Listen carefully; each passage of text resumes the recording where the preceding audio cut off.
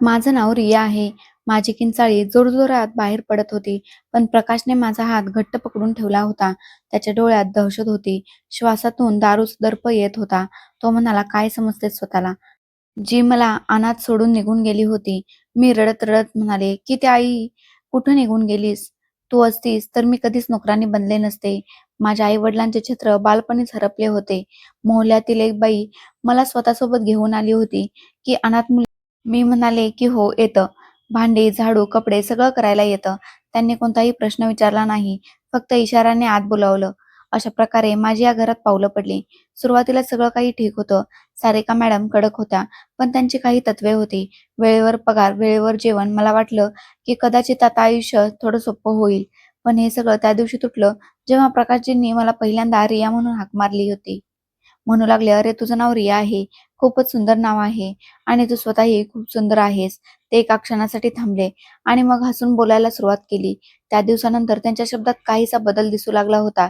जे आधी निष्काळजीपणाने निघून जायचे, ते आता थांबू लागले होते, बोलू लागले होते. त्या गोष्टी ज्या कधी त्यांच्या पत्नीसमोर व्हायच्या, आता एकांतात होऊ लागल्या होत्या. ते हळूहळू माझ्या जवळ येण्याचा प्रयत्न करत होते आणि मी रोज या जाळ्यातून वाचण्याचा प्रयत्न करत होते. एक दिवस, "की तू तिथे का उभी आहेस? येऊन माझ्यासोबत बस ना." मी म्हणाले, की "नाही साहेब, मॅडम नाराज होतील." ते म्हणाले, की "मॅडमजींना कोण सांगणार? आणि तसंही मी सांगतोय तुला फक्त माझं ऐकायचं आहे." माझी पावलं मागे वळली, पण त्यांनी हात पुढे करून माझं मनगट पकडलं. मी म्हणाले, की "सोडून द्या साहेब." ते म्हणाले, की "तुला माहीत आहे, तुझ्यासारख्या मुलीला मी महालातही ठेवू शकतो. फक्त एकदा, फक्त एक रात्र." मी ओरडू लागले आणि म्हणाले, की "बस करा साहेब." पण त्यांनी मला इतक्या घट्ट पकडून ठेवलं होतं, की मी पूर्ण ताकद लावूनही स्वतःचीच मी म्हणाले, "मॅडमजी, देवाची शपथ मी काहीही केलं नाहीये." त्यांनी दुसऱ्या नोकराणीला सांगितलं, की "हिची झडती घे." आणि ते लॉकेट, जे मी कधीही पाहिलेलं नव्हतं, माझ्या सामानातून निघालं. माझा श्वासच थांबला होता. हात कापू लागले. मी जमिनीवर कोसळले आणि म्हणाले, की "हे कोणीतरी ठेवलं आहे." माझ्या सामानात इज्जतीची किंमत लावून येतात आणि अपयशाचा बदला घेऊन जातात. जेलमध्ये पोहोचताच मला कोठडीत टाकण्यात आलं. आणि ही तीच रात्र होती जेव्हा पहिल्यांदा एस.एच.ओ. अमनने मला पाहिलं होतं.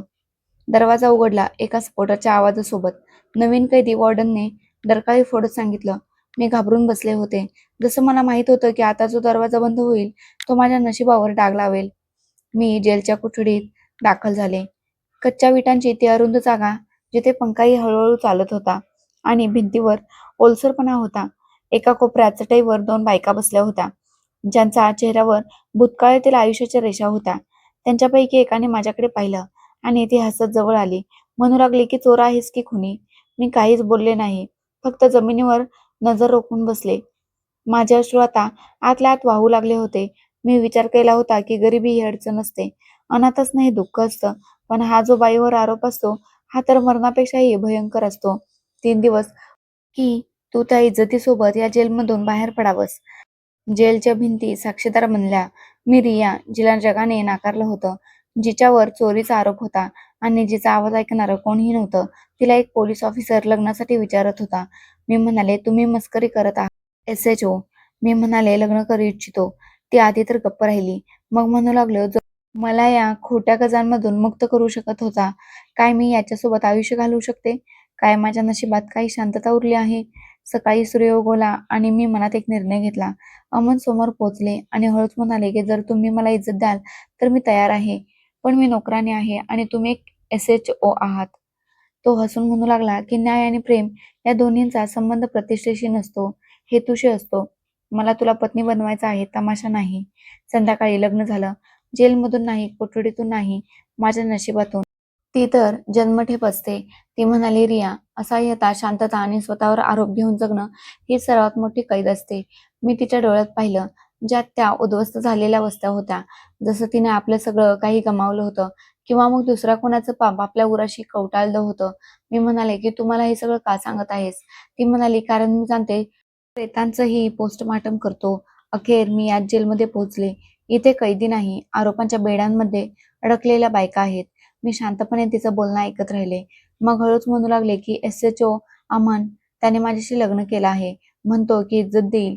मीराच्या डोळ्यात पहिल्यांदाच एक चमक आली होती, पण ती लवकरच विझून गेली. ती म्हणाली, "जर तो खरंच असं करत असेल, तर धर त्याचा हात, पण सावध राहा. जर त्यानेही तुला प्रेमाच्या पडद्याआड कुठे दुसरीकडे ढकलून दिलं तर या जेलची भिंतही तुला वाचवू शकणार नाही. मी ती रात्र जागीच काढली होती. मीराच्या गोष्टी माझ्या कानात घुमत होत्या. ती म्हणाली होती, मुलगी जर खरं बोलली तर निर्लज्ज ठरते आणि जर शांत राहिली तर मजबूर. तू काय आहेस रिया? तुला या गोष्टीचा स्वतः निर्णय घ्यायचा आहे.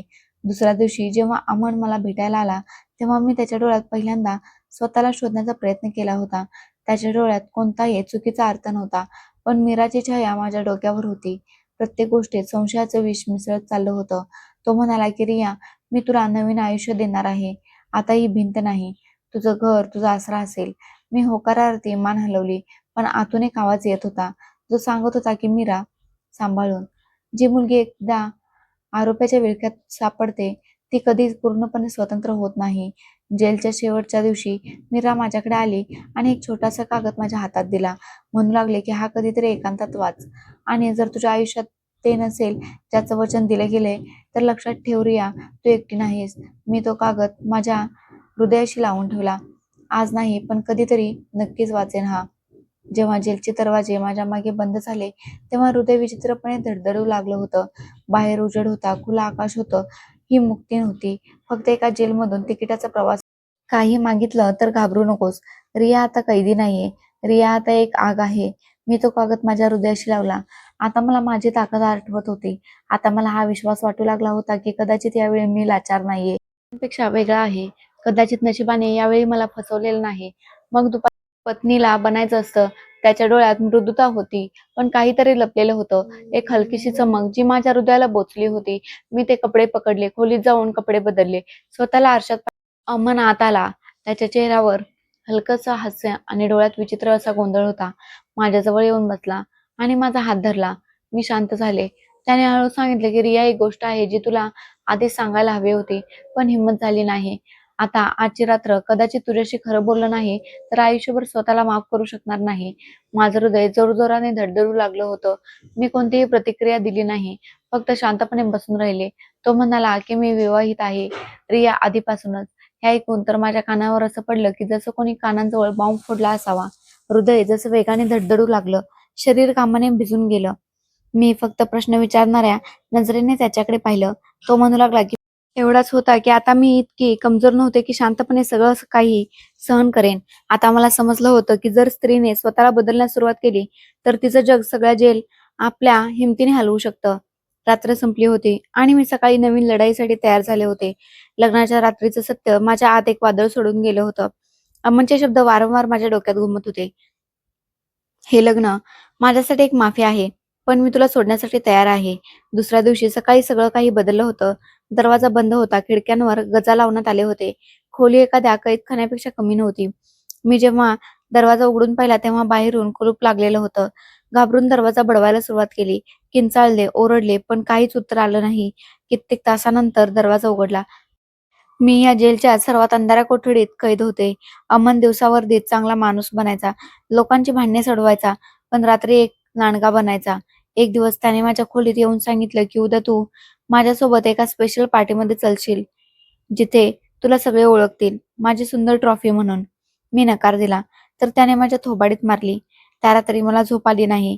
मी भिंतीवर डोकं आपटून 3 रात्रींपासून मी सतत अश्रू ढाळत प्रार्थना करत होते की वरवाल्याने काहीतरी मार्ग दाखवावा. तेव्हाच एक आवाज आला. दरवाजावर हलकीशी थाप पडली. रिया, आवाज काहीसा ओळखीचा होता. मी झेप घेऊन दरवाजाजवळ गेले, पण शांतपणे कान लावून ऐकत राहिले. ती म्हणाली की रिया, मी मीरा आहे. माझं हृदय धडधडून उठलं होतं. विकल्यात जात नाहीत, आयुष्यभर सहन करत राहतात, पण मी तुला वाचवण्यासाठी आले आहे. मी विचारलं, पण तू इथे कशी काय आलीस? ती म्हणाली की माझा नवरा त्यांचा साथीदार होता. मी त्याच्या फाईल्समध्ये तुझा फोटो पाहिला होता. त्याला सोडून आले आहे, पण तुला सोडू शकत नाही. मी माझ्या डोळ्यातून वाहणारे अश्रू पुसू लागले, पण काही शब्द घशातच अडकले होते. कित्येक महिन्यानंतर कोणीतरी माझं नाव आदराने पुकारलं होतं. ती म्हणाली की दरवाजा उघड. मी म्हणाले की दरवाजा उघडू शकत नाही. त्याने मला कैद करून ठेवलं आहे. रचत आहेस? मी कोणतंही उत्तर दिलं नाही. शांतता हे माझं एकमेव हत्यार होतं. तो म्हणाला की उद्या तुला माझ्या एका खास मित्राच्या पाठीत जायचं आहे. तिथे तुला ओळख मिळेल. रिया, ती ओळख ज्यानंतर जग तुला कधीही माफ करणार नाही. तो हसू लागला. नशेत अडखळत होता आणि खोलीत जाऊन पडला. मी पलंगाच्या एका कोपऱ्यात जाऊन बसले होते. मीराचा आवाज अजूनही माझ्या कानात घुमत होता. तू आता एकटी नाहीस, प्रिया. मला मीराकडून आशा वाटू लागली होती. सकाळ होणार होती आणि कदाचित एका नवीन आयुष्याचीही. मीरा नोकराणीला मालकीण बनण्याचं स्वप्न दाखवून उद्ध्वस्त करून टाकणं, हाच तर खरा खेळ आहे. मी भिंतीचा आधार घेतला. माझी पावलं थरथरायला लागली. हे तेच लोक होते ज्यांना मी माझ्या जगण्याचा आधार समजलं होतं. अमन, ज्याला मी माझ्या आयुष्याचा शेवटचा आधार समजलं होतं, तोच माझा सौदागर निघाला. डायरीच्या पानात एक फोटो होता. एका फोटोत अमन आणि प्रकाश एकत्र बसलेले होते. नशेत स्वतःच हसत होते. आता माझ्या हृदयासोबत माझ्या हातातही होती. न्यायालयाच्या पायऱ्या चढताना माझी पावलं जड झाली होती, पण मन खंबीर होतं. मी रिया, जिला कधी नोकरानी म्हटलं गेलं होतं, जिला चोरीच्या आरोपाखाली जेलमध्ये पाठवण्यात आलं होतं, जिला फसवणुकीने पत्नी बनवून कैदेत ठेवलं गेलं होतं, आता स्वतः न्यायाची लढाई लढण्यासाठी निघाले होते. माझ्यासोबत मीराही होती, तीच जी जेलमध्ये माझ्या जखमांची साक्षीदार बनली होती आणि जिने सुरजची डायरी माझ्या हवाली केली होती. त्या डायरीने माझे डोळे उघडले होते. अमन आणि प्रकाशचा प्रत्येक तो प्लॅन, प्रत्येक सामना, प्रत्येक चुकीचा हेतू या डायरीत लपलेला होता. या डायरीच्या प्रत्येक पानावर लिहिलेला होता. न्यायालयाच्या खोली नंबर 7 मध्ये आम्ही दाखल झालो. माझ्या पावलांमध्ये आता एक आत्मविश्वास होता, पण नजरेत एक निर्णय होता. प्रकाश आणि अमनचे हात साफ होते. त्यांच्या वकिलांच्या फाईल्समध्ये ताकद, संपत्ती आणि राजकारण लपलेलं होतं. पण माझ्या हातात फक्त सत्य होतं. जज साहेबांनी जेव्हा माझं नाव पुकारलं, तेव्हा शांतता पसरली होती. मी साक्ष देण्यासाठी कोठडीत पाऊल टाकलं. त्यांनी विचारलं की तुम्हाला काय म्हणायचं आहे मिस रिया? मी माझे डोळे मिटून घेतले आणि माझ्या आईची आठवण काढली आणि मग सांगू लागले की माझ्या कहाणीची सुरुवात एका चहाच्या कपापासून झाली होती. जेव्हा मालकिणीच्या नवऱ्याने पहिल्यांदा माझ्याकडे चुकीच्या नजरेने पाहिले होतं, त्या दिवशी मी शांत राहिली आणि तीच शांतता आज मला या न्यायालयात घेऊन आली आहे. मी प्रत्येक सत्य कथन केलं.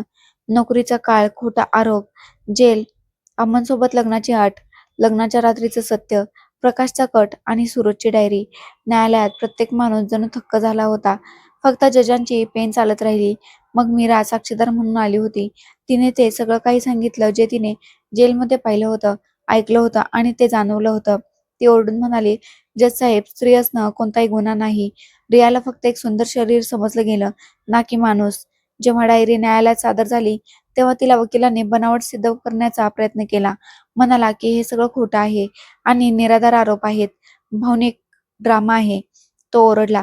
मी फक्त इतकंच म्हणाले की जर स्त्रीची किंकाळी न्यायालयात ड्रामा वाटत असेल तर कदाचित हे न्यायालय फक्त ताकदवान लोकांसाठीच बनलेलं आहे, लाचार आणि बेसहारा लोकांसाठी नाही. पण हा तो क्षण होता जेव्हा साक्षीदार बदलू लागले.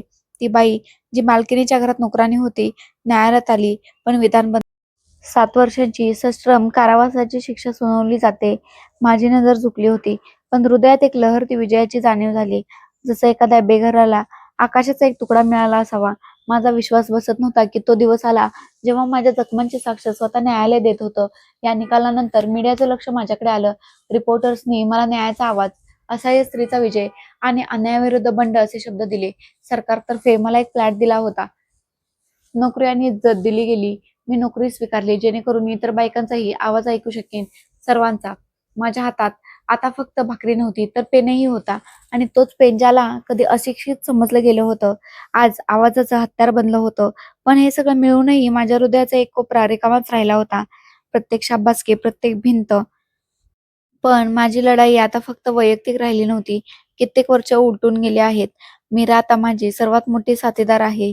आम्ही मिळून एक वसतिगृह चालवत आहोत, जिथे अशा मुली राहतात ज्यांना समाजाने सन्मानास पात्र समजलं नाही. पण आम्ही त्यांना शिकवतो की तुमची इज्जत तुमच्या श्वासात आहे, तुमच्या डोळ्यात आहे, तुमच्या शब्दात आहे. कधी कधी रात्रीच्या वेळी जेव्हा सगळे